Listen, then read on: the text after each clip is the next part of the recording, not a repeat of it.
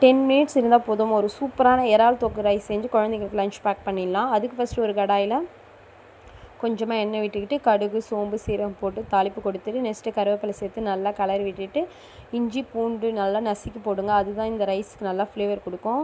Next கொஞ்சமாக வெங்காயம் சேர்த்து நல்லா கண்ணாடி பதம் வர வரைக்கும் கலரி விடுங்க.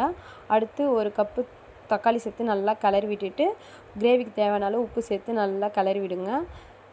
அடுத்து ஒரு ஸ்பூன் மஞ்சள்தூளும் ஒரு ஸ்பூன் குழம்பு மிளகாய் தூளும் சேர்த்து நல்லா கலரி விட்டுட்டு க்ளீன் பண்ணி வச்ச இறாவை சேர்த்து நல்லா மேலாட்ட கலரி விட்டு அதனுடைய பச்சை வாசனை போகிறதுக்கோசம் ஒரு டம்ளர் தண்ணி சேர்த்து நல்லா ஹை ஃப்ளேமில் 10 மினிட்ஸ் கொதிக்க விடுங்க. அடுத்து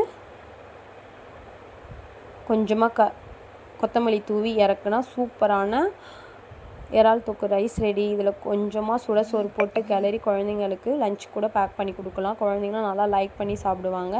இந்த ரெசிபி உங்கள் ஃபேமிலிக்கு பிடிச்சிருந்தால் என்னை லைக் பண்ணிவிட்டு சப்போர்ட் பண்ணுங்கள். உங்கள் சப்போர்ட் தான் இன்னும் என்னை மோட்டிவேட் பண்ணும். பாய்.